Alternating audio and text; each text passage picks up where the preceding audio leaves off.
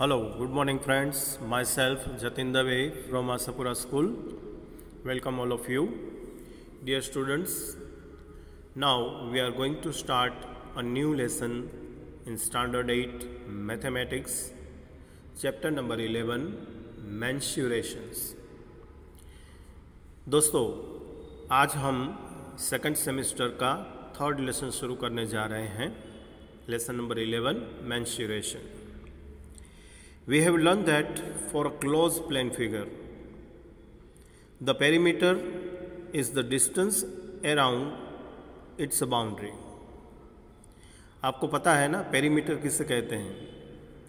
तो जो close plane figure होती है, पेरीमीटर होता है डिस्टेंस अराउंड इट्स बाउंड्री. इसकी बाउंड्री को कवर करते हुए जो डिस्टेंस बनता है, okay, distance around its boundary, it's called the perimeter.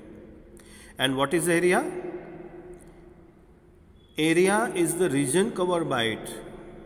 कोई भी क्लोज फिगर के द्वारा जो रीजन कवर किया गया है उसे बोलते हैं area.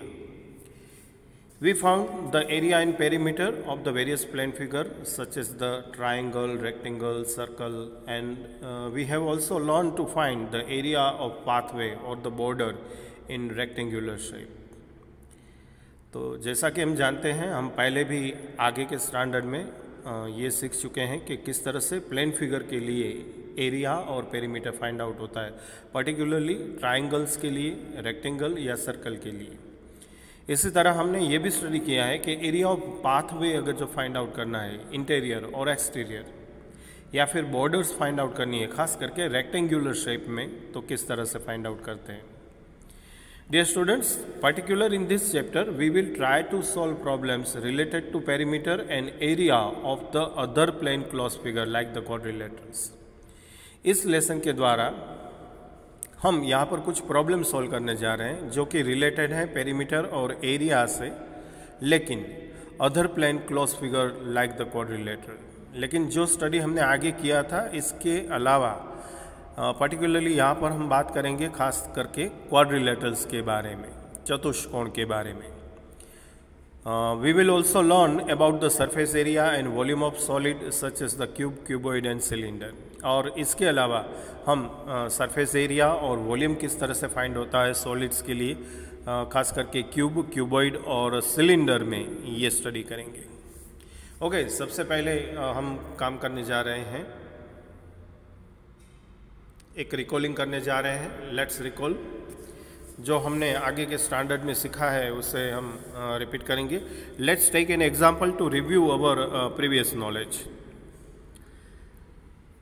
Here the figure 11.1 shows a rectangular park. देखिए, फिगर अच्छी तरह से दिखाई दे रही है आपको, एक रेक्टेंगुलर पार्क जो आपके स्क्रीन पर है. ठीक है, 11.1 फिगर क्लियर हुआ? ओके, चलो फिर से आते हैं पॉइंट की तरफ. आप अपनी टेक्स्ट बुक में भी देख सकते हो. ठीक है, पेज नंबर 169 पर फर्स्ट क्वेश्चन यहाँ पर है. This is the figure of the rectangular park. It shows the 11.1 figure and whose length is 30 metre and width is 20 metre. जिसका लेंथ है 30 मीटर का, विड्थ है 20 मीटर का. अब सबसे पहले क्वेश्चन ये यहाँ पर है कि what is the total length of the fence surrounding it. ये जो रेक्टेंगुलर पार्क है, इसके सराउंडेड अगर जो हमें फेंस लगानी है तो टोटल कितनी लेंथ होगी fence surrounding it. To find the length of the fence we need to find the perimeter of this park. तो length of the fence find out करने के लिए हमें perimeter of the park find out करना होगा. और rectangle के लिए फॉर्मूला है perimeter of rectangle is equal to 2 into bracket L plus B. L माने लेंथ एंड B माने ब्रेथ. फिर से एक बार, पेरीमीटर ऑफ रेक्टेंगल की फॉर्मूला है 2 into bracket L plus B. L मतलब लेंथ एंड B मतलब ब्रेथ.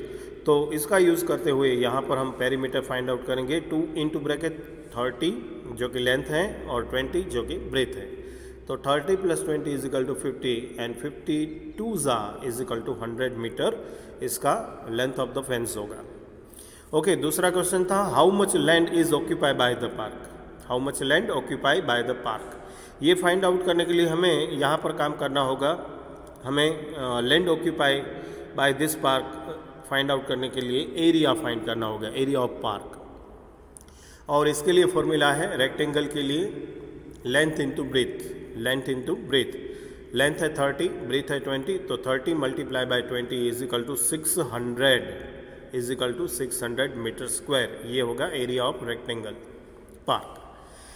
अब तीसरी बात, there is a path of 1 meter width running inside along the perimeter of the park and that has to be cemented। यहाँ पर जो rectangle park है इसमें inside, running inside 1 metre with के साथ along the perimeter of the park, पूरे perimeter को घूमते हुए अंदर की तरफ से एक इनसाइड 1 मीटर विथ वाला एक यहाँ पर पाथवेज बनाना है। If a bag of cement is required to cement 4 meter square area, and how many bags of cement would be required to construct the connected path? तो ये connected path जो है उसके लिए कितने सीमेंट्स की ज़रूरत होगी या फिर कितने बैग्स की ज़रूरत होगी। तो सबसे पहले हमने क्या किया था, area of park find out किया था और एरिया ऑफ पार्क था 600 मीटर स्क्वायर। अब जो हमारी हैं हमारे पास, सबसे पहले हमें क्या फाइंड आउट करना होगा, तो सबसे पहले हमें area of connected path find out करना होगा। और area of connected path find out करने के लिए हमें एरिया ऑफ पार्क में से area of park not cemented, जो सीमेंटेड नहीं है उसे हमें दूर करना होगा। So path is the 1 meter wide, so the rectangle area not cemented is 30 minus 2 multiplied by 20 minus 2 होगा, and that is 28 multiply 18 is equal to 504 meter square। तो विदाउट सीमेंटेड जो एरिया है वो होगा यहाँ पर 504 मीटर स्क्वायर का, 504 metre square का एरिया बनेगा जिसे हम सीमेंटेड नहीं कर रहे हैं। तो जो सीमेंटेड एरिया है वो कितना हुआ, सीमेंटेड एरिया है वो कितना हुआ जिस पर हमें सीमेंट लगानी है। तो टोटल एरिया था हमारे पास 600, इसमें से 504 को माइनस करना है तो 96 मीटर स्क्वायर एरिया हमें मिलेगा जिसे हमें सीमेंटेड करना है। कितना मिलेगा, 600 माइनस 504। 504 क्या है, rectangular area which is not cemented 504, और total area of the rectangle है 600। इन दोनों के बीच में माइनस करने से 96 मीटर स्क्वायर मिलेगा जो कि area cemented by the rectangle park है। अब दूसरी बात कि 1 बैग की ज़रूरत होती है 4 मीटर स्क्वायर के लिए।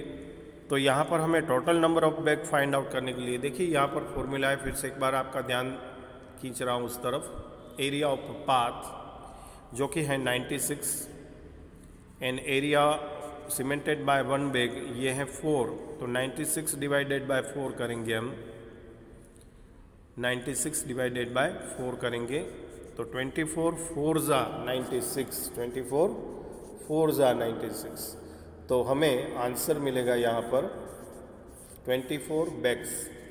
तो यहाँ पर जो रिक्वायर है सीमेंट की, number of cement bags used is equal to 24 bags, 96 divided by 4 करके। अच्छा, एक और बात पूछी गई है, there are 2 rectangular flower beds of the size 1.5 metre by 2 metre each in the park as shown in the diagram 11.1। देखिए यहाँ पर 2 फ्लावर बेड्स भी लगाए गए हैं 2 मीटर बाय 1.5 मीटर। देखिए इनलार्ज करके आपके सामने रखा है कोने पर, लेफ्ट हैंड पर, ठीक है, और ऊपर की तरफ कोने में है राइट साइड में, ठीक इसी तरह से ऐसे 2 फूलों की क्यारी लगाई गई है, मीन्स के फ्लावर बेड लगाए गए हैं। And the rest has grass on it, और बाकी का जो एरिया है इसमें ग्रास लगाना है। तो हमें फाइंड आउट करना है, find the area covered by the grass. तो सबसे पहले area of the rectangle beds जो कि 2 हैं, इसके लिए हम एरिया फाइंड करेंगे 1.5 मल्टीप्लाई बाय 2, तो इसका मल्टीप्लिकेशन मिलेगा 3 मीटर स्क्वायर, और ऐसे 2 बिड्स हैं तो फिर से नंबर ऑफ बिड्स से मल्टीप्लाई करेंगे 2 से, तो टोटल हमें area of the 2 flower beds मिलेगा 6 metre square. Okay, 6 metre square. अब area of park left after cementing the path, cementing path के बाद जो एरिया बाकी रह जाता था विदाउट कवर सीमेंट, ये था 504 मीटर स्क्वायर। इसमें से 6 और निकाल देना है, इसमें से 6 और निकाल देना है, तो बाकी बचेगा 504 minus 6 is equal to 498 metre square. 504 minus 6 is equal to 498 metre square. तो ये है area covered by the grass is equal to 498 metre square. तो ये था हमारा first revision. Okay, next page पर चलते हैं, पेज नंबर 170 पर, और आपके सामने एक टेबल है। देखिए, we can find the areas of the geometrical shape other than rectangle and also if the certain measurement are given to us, so try to recall and match the following। यहाँ पर कुछ figures दिए गए हैं, इसके साथ इसके shape और एरिया के फॉर्मूला है, इसे हमें मैच करना है। जैसे कि सबसे पहला जो फिगर है वो है रेक्टेंगल का, इस शेप का नाम है रेक्टेंगल, और इसका जो फॉर्मूला है वो है लेंथ इंटू ब्रीथ, जो कि सबसे आखिर में 5th नंबर पर है, a इंटू बी। यहाँ पर a है वो ब्रेथ है और b है वो लेंथ है। दूसरा जो फिगर है ये स्क्वायर है, और हम जानते हैं कि स्क्वायर की ऑल साइड्स इक्वल मेजर होती है, और इसका फॉर्मूला होता है a इंटू ए, जो कि सबसे पहले दिया हुआ है। तीसरा है ट्राइंगल, जिसमें h है वो इसकी हाइट है और b है वो इसका बेस है। फॉर्मूला हम जानते हैं ट्राइंगल के लिए, area of triangle is equal to formula है 1/2 इंटू बेस इंटू हाइट, जो कि सेकंड लास्ट है एरिया की कॉलम में। चौथा जो है वो है पैरेललोग्राम, जिसमें हाइट हमें दी गई है और बेस भी दिखाया गया है। बस थोड़ा सा फर्क रहेगा, ट्राइंगल में 1/2 होता है बेस मल्टीप्लाई बाय हाइट का, और पैरेललोग्राम, एरिया ऑफ पैरेललोग्राम होता है base into height, base into height, जो कि एरिया वाले कॉलम में सेकंड नंबर पर है, बेस इंटू हाइट। तो ये इसका फॉर्मूला बनेगा। और लास्ट में एक सर्कल दिया है जिसकी रेडियस है b, और इसका फॉर्मूला बनेगा पाई b square. Here b is represent the radius of the circle. Okay, now can you right an expression for the perimeter of each of the एबो शेप। क्या आप हर एक शेप के लिए इसका पेरीमीटर राइट डाउन कर सकते हो? तो ये हम आप पर छोड़ते हैं, आपको इसे डिसाइड करना है और कंप्लीट करना है। ओके, तो area perimeter of the rectangle है, अच्छी तरह सुन लीजिएगा प्लीज़। एरिया ऑफ रेक्टेंगल है 2 into L plus B. Perimeter of the square है 4 into A. Perimeter of the triangle है the sum of the all sides. ठीक इसी तरह से sum of the all side parallelogram के लिए होगा, और सर्कल के लिए पेरीमीटर ऑफ द सर्कल होगा 2 पाई r।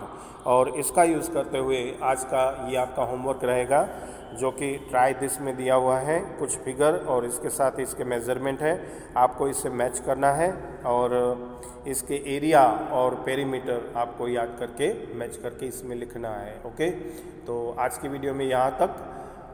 आपका धन्यवाद करते हुए thank you very much and good bye.